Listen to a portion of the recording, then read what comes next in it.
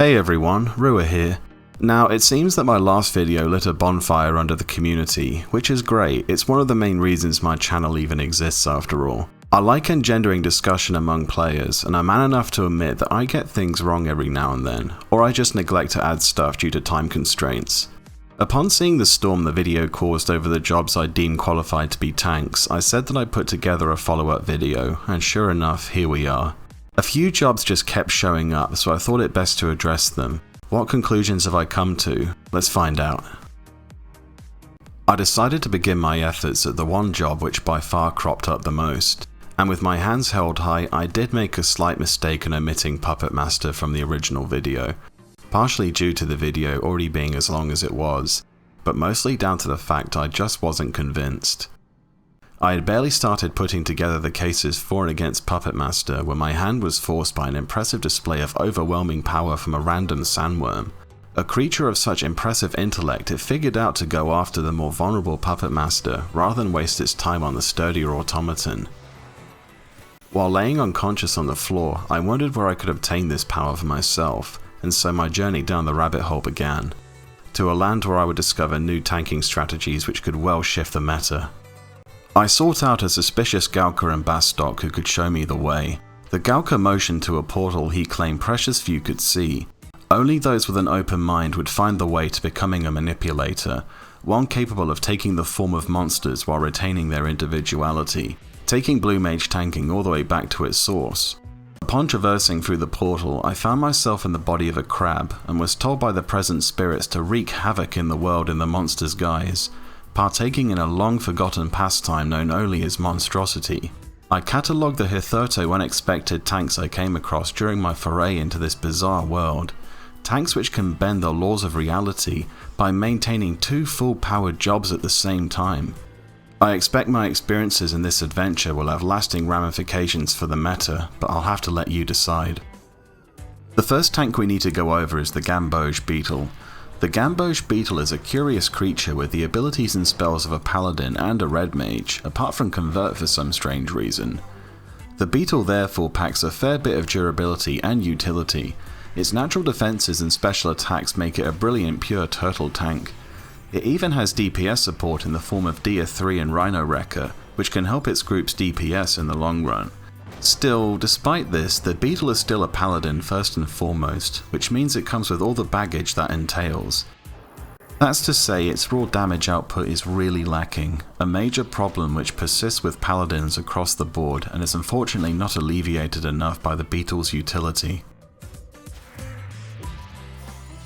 My next stop was with a White Rabbit with a classic combination of the Warrior and White Mage jobs, essentially making it the butter sheep of the tanks. Calling it a butter sheep felt odd since it was so obviously a rabbit, but since I didn't want to get my own hashtag for discrimination, I decided to leave well enough alone and let the rabbit identify itself as it saw fit. My foray in the guise of the butter sheep took me back well over a decade to the time of Valkyrie Dunes parties. A warrior subbing White Mage, but with the full powers of both? Mortals were not meant to wield such power. The butter sheep proved incredibly durable, but also came with great group utility from its white magic and curing spells, including the ever-present flash for reliable enmity generation. However, the butter sheep also felt somewhat selfish in that its best support came from a unique special attack where only it got the effects of said attack. This brought me to the conclusion that, although novel in concept, the butter sheep had been consigned to the scrap heap of failed ideas for a reason. The raw stopping power just wasn't there. I needed to go bigger. I have been curious about a Dark Knight tank ever since some enlightened souls brought it to my attention as being a possibility. Rather than settle for a mere Scorpion though, I opted to go big or go home. Behold, the Formicerus. The Formicerus brought a strange combination of Dark Knight and Black Mage to the table, something which led me to labeling it I can't believe it's not butter sheep, for its brazen and bold defiance of conventions. I quickly learned that the Formicerus was largely lackluster. Although it promised great damage output, essential for enmity retention as we all know, for some reason that escapes me, it could not bring its impressive horn to bear. Let me explain. Formicerus are feared for their ability to use Gravitic Horn, a cataclysmic conal attack which used to strike fear into players' hearts back at the 75 cap.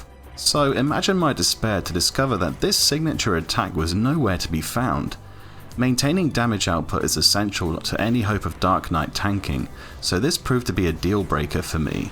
The Themyscirus was capable of handling weaker targets, but against foes that could match it for size and for ability, it would just be outclassed. I gathered myself and ventured down another path on the Dark Knight tank. I was not going to let this one go.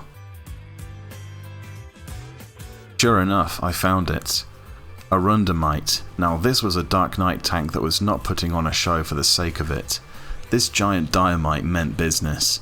Packing a colossal HP pool to better optimize its abilities without dying and for better enmity retention, it proved to be a viable tank as it could take hits and take them well.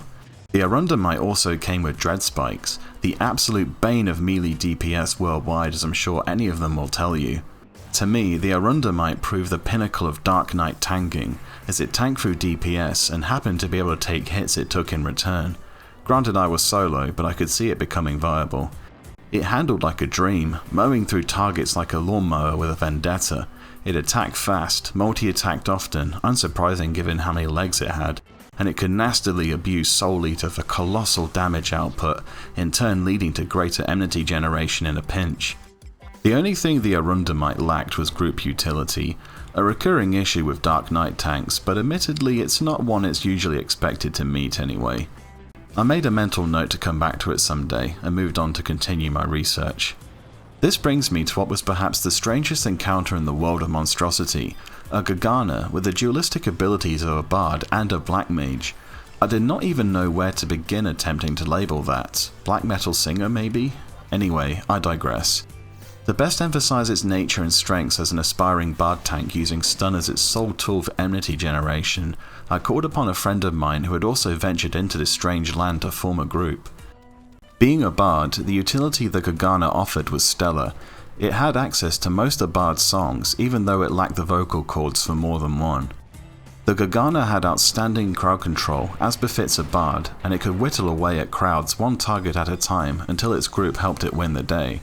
In a way, this certainly qualified it as a tank, as what better form of damage mitigation is there than incapacitating your targets and rendering them unable to attack you at all?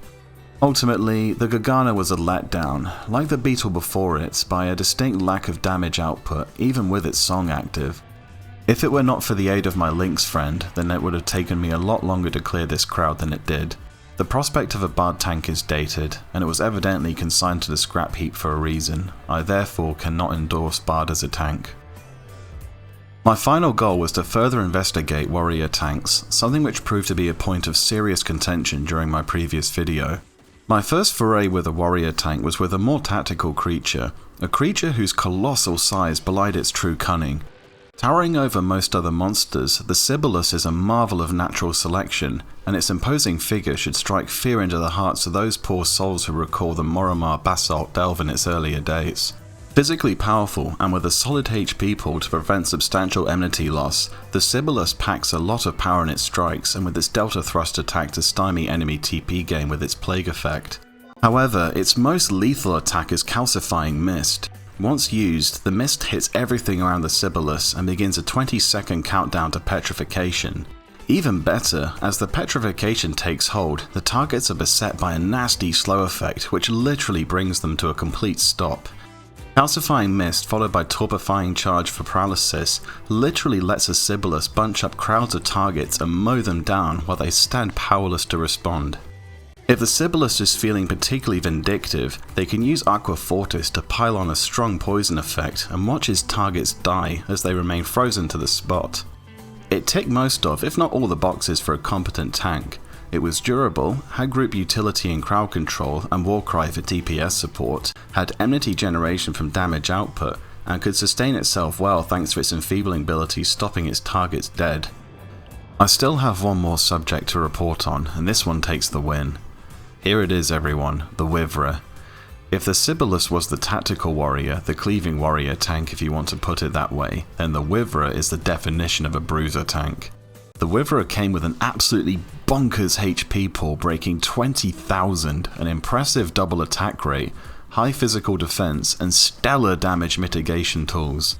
The Waiver had access to a self-targeted haste buff in Boiling Blood, which gave it an amazing attack speed compared to any other monster tank I'd encountered thus far. meaning it could rip through targets with frightening speed. Better yet still, it could stack this with Granite Skin, which practically negated all attacks which came at it from the front. It really was the best example of a warrior tank I'd yet seen. It gathered and retained enmity from its powerful melee damage, and kept its loss to a minimum thanks to its naturally sturdy nature and abilities which served to underline it. The Waiver being able to full-time a Berserk effect to increase DPS without having to worry about damage being taken in return underlined a warrior's innate advantage when tanking. It still possessed the issues a warrior has when attempting to tank, notably that if its damage were to hit a brick wall, then it would no longer be able to hold enmity. In situations where caution could be thrown to the wind, a Waiver could pull ahead, as it could go full throttle without concerns for the consequences. An offense is ultimately the best defense when you are considering a tank, and this is what has led to the prevalent meta as we know it. The crucial thing though is how to best mitigate the damage said tank is taking at the same time as them dealing damage, otherwise the center cannot hold. I know that my decision to add warrior to the list of viable tanking jobs for endgame content irked more than a handful of people, but I still think it was the right decision. My experiences in Monstrosity have only solidified this stance. My time in the realm of Monstrosity with my fellow manipulators taught me much about tanking even I did not know, enlightened me to new horizons, and provided me with knowledge I could surely bring to bear when I left its clutches and returned to my true form. The greatest lesson I took from my adventures in my many forms was that being a true tank does not mean that one is merely capable of withstanding damage. It takes much more than that, and sadly, not everyone has it in them. Credit is certainly due for effort and for the potential to be touched upon, but the meta will prove difficult to shift, I'm afraid. This brings me to the end of my follow-up video. People have been clamoring for me to address concerns they raised over my previous decisions with regards to the state of the tank jobs, and I think I've been fair in my assessment. I am just one person though. I hope those watching manage to glean new information from it and can use its lessons to better themselves and better yet others. Alright, I'll see you all next time. Chins up and take care of yourselves.